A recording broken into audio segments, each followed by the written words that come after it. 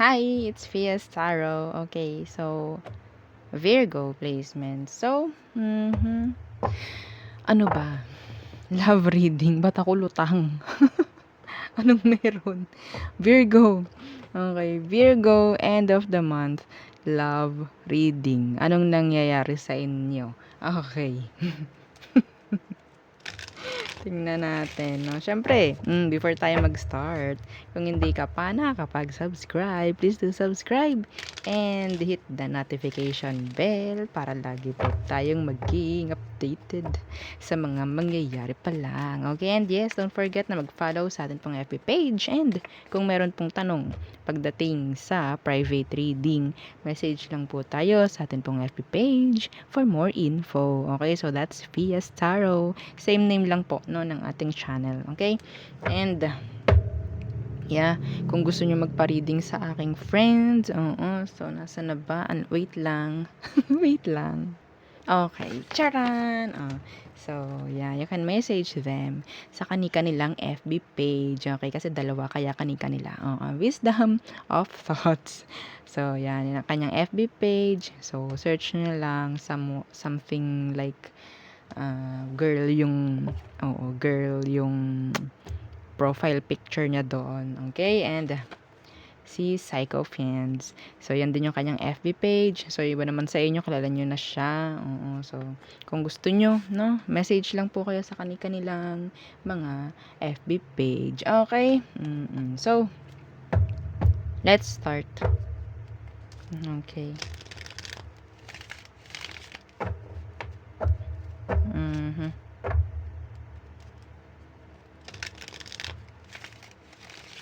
Okay. Aha. Bakit ganyan, Virgo, ang inyong pakaramdam? Ang sakit. Okay. Virgo, anong meron? Para akong lutang. Ewan ko. Virgo, situation, please. Anong meron? Situation ng mga Virgo. Siyempre, this is the person on your mind, ha? Okay? Virgo, anong meron sa sitwasyon nyo ngayon? Isa pa. Virgo.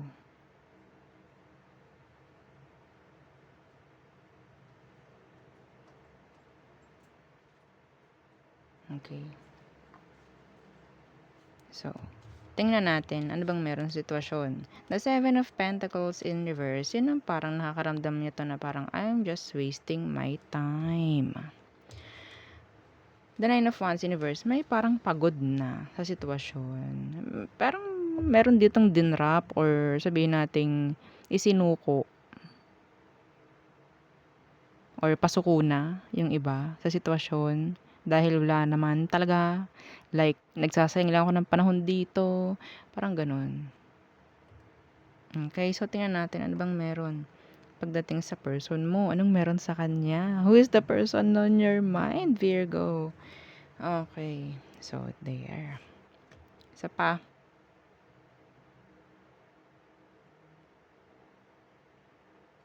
Okay. Oops. The Four of Cups in reverse. Oh. Para sa'yo itong taong to is ano eh. May nakakaramdam dito ng the one that got away. Mga ganyan. Ooh! The Knight of Wands in reverse. Itong taong to sabihin natin may pagka-player. Specific yon ha. Iba sa inyo nung nawala itong taong ito. Or sabihin natin in general. Wala siyang ano eh. Walang ruta. Okay, walang ruta or walang pathway. O yan. No, yung taong to, wala akong nakikitang kaseryosohan pagdating sa kanya. Fire sign or fire sign and water sign. Yeah, player. For some of you, yes. Okay, player siya. Sinukuan mo. Pwedeng sinukuan mo tong taong to kasi parang walang pagbabago eh. Kahit nasasayangan ka, wala tayong magagawa eh. Parang ganun eh. No? So, tingnan natin ano bang meron pagdating sa emosyon niya sa'yo. Okay, emotion niya. Oh, the Judgment in reverse. The High Priestess. Okay, so nandito yung parang silent. Silent siya. Ngayon, okay, pagdating sa emosyon ng taong to, nandoon yung nagkaroon ng cutting off. At pinili na wag wag maging open, like maraming pagtatago pagdating sa emosyon niya sa'yo. Yes. Ang dami ditong kailangang malaman eh. Pero hindi niya sinabi, hindi niya ginawa, hindi niya inopen. Okay, so tingnan natin ano bang meron pagdating sa emosyon mo, Virgo, sa kanya. Grabe. Okay. Emosyon ng mga Virgos. The Ten of Pentacles. Gusto mo talaga to. Gusto mo nga na magkaroon kayo ng long term. Yeah, the Six of Swords. Hindi mo kayang iwan. Hindi mo kayang alisan.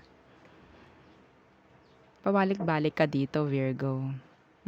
Wait lang po, ha. Okay. So, natapos tayo dito sa emosyon mo. Next action niya towards you, Virgo. Anong next action niya?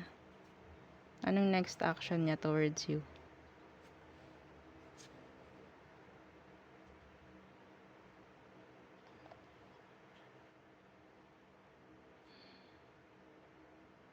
Next action.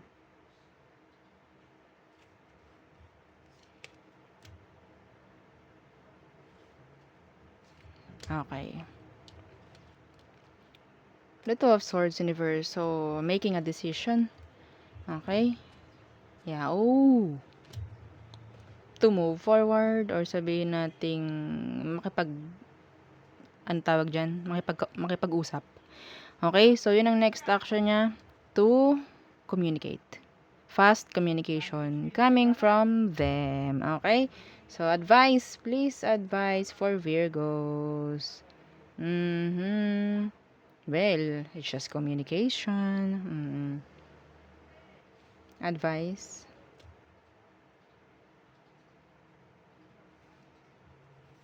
Okay. So, the World and the Eight of Pentacles. Okay. So, ito ha. If you're, busy, no? Ngayon, marami ng pagbabago. Huwag mo nga hayaan na itong taong ito is makakapag, huwag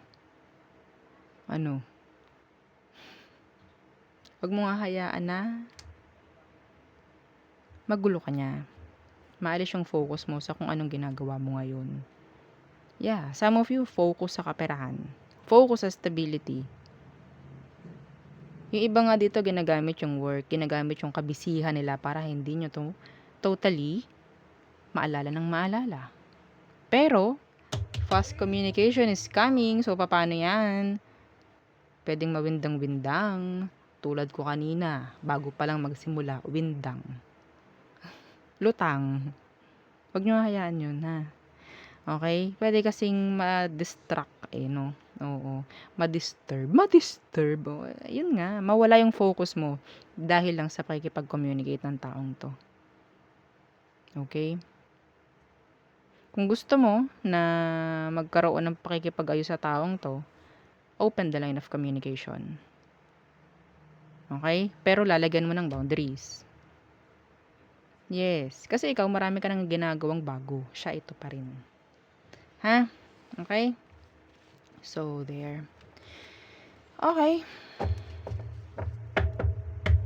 Tayo ito muna. Sa all signs for Virgo placements. Okay.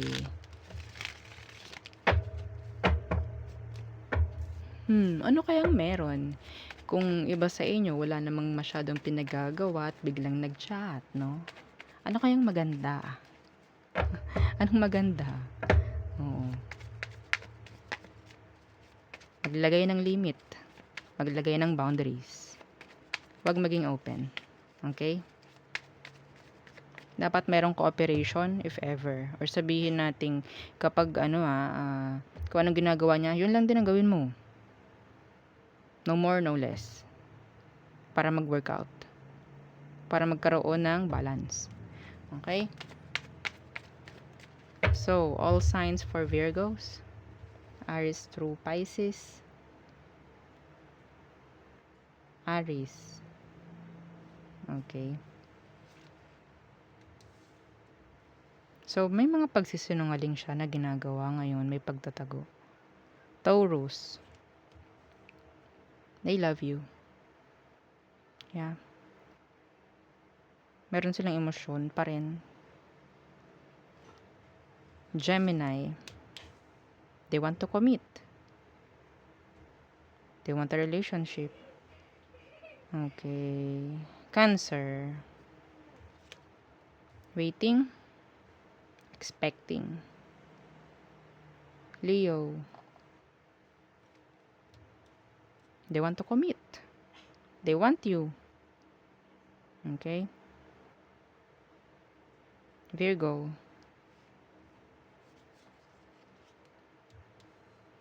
Di pa rin totally moved on. Libra. Manifesting. They want to communicate, I guess. Some of them, open naman sila for communication. Scorpio. Thinking of you a lot. A lot. Pero hindi sila makikipag-usap. Sagittarius. Okay. They want you. They love you. Some of them gusto mag-offer ng love. Some of you, new person mo is a Sagittarius. Capricorns.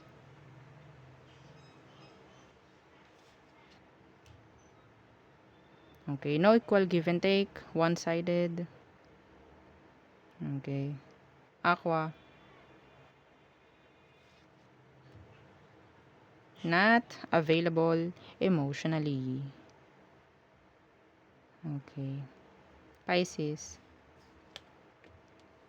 Okay. So, gusto lang mag-express. Gusto lang, mag-express ng message like emotions. Gustong magbigay, like, gustong humingi, mga ganyan. Emotion. Okay? Like, okay, wanting to reach out, mga ganyan. Okay? So, there. Yun ang ating reading for Virgo placement. So, thank you. Bye!